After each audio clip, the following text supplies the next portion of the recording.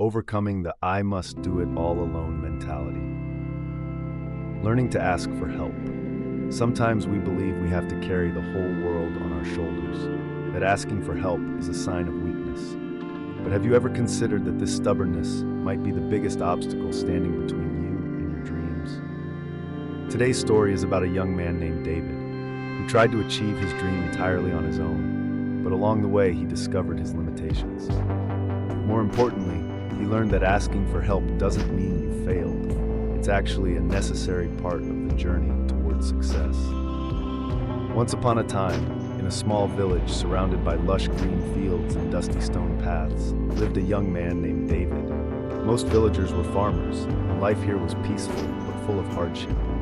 David, 23 years old, was a carpenter who had learned the trade from his late father. He owned a tiny workshop with a leaky roof. Every day, David worked alone, building chairs, fixing old tables, and serving customers who often bargained hard. After all his effort, he barely earned enough for bread, soup, and firewood in winter. But David wanted more than just surviving. In his free time, he would sit and stare out at the distant hills, dreaming, "Someday I'll have a grand furniture store. People will come from far and wide to buy my creations." But reality was harsh. Every time he tried to save money, something came up: a leaking roof, broken tools, or his mother falling ill and needing medicine. Some even mocked his dream, saying, "You can't even afford good wood. What are you dreaming of a big store for?" The words hurt, but he didn't give up.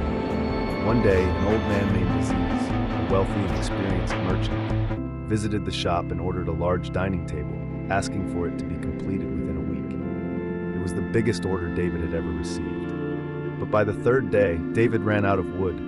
When he went to the lumber store, prices had doubled due to winter. He only had enough for half. David didn't dare ask Aziz for more money. He even tried borrowing from an acquaintance named Wed, who just scoffed and turned him down. David started to doubt himself. Should I just sell the shop? Am I chasing an impossible dream? That night, staring at the few coins he had left, David remembered his mother's words. Every great thing starts with a small step. Don't be afraid to begin, no matter how hard it is. The next morning, David took a gamble.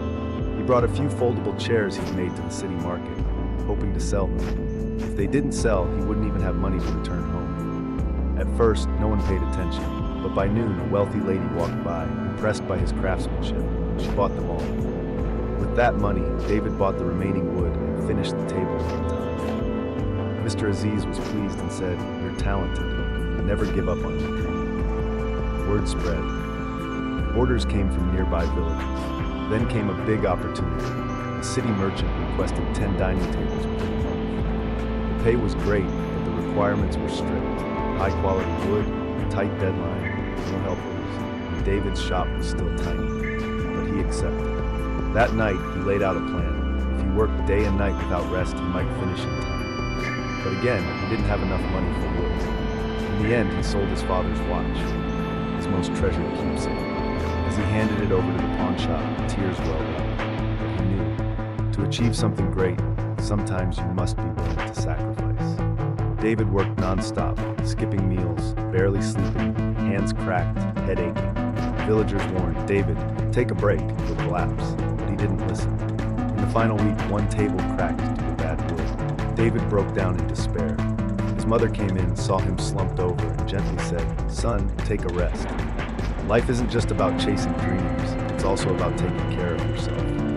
David cried, "I just wanted to prove I could do it." She placed a hand on his shoulder and said, "You already have, with your effort and persistence. But if your health breaks down, what's the point of success? You don't have to carry everything alone. Asking for help isn't weakness, it's wisdom." The next morning, for the first time, David asked for help. The entire village showed up to support him. Together, they completed the order. The city merchant was thrilled and paid in full. With that money, David expanded his workshop, bought better tools, and hired young people from the village. But the greatest reward David gained was this lesson. To reach your dreams, it's not just about hard work. Sometimes, it takes courage to ask for help. If you enjoy stories like this, don't forget to leave a comment and follow our channel. Thank you for watching, and see you next time.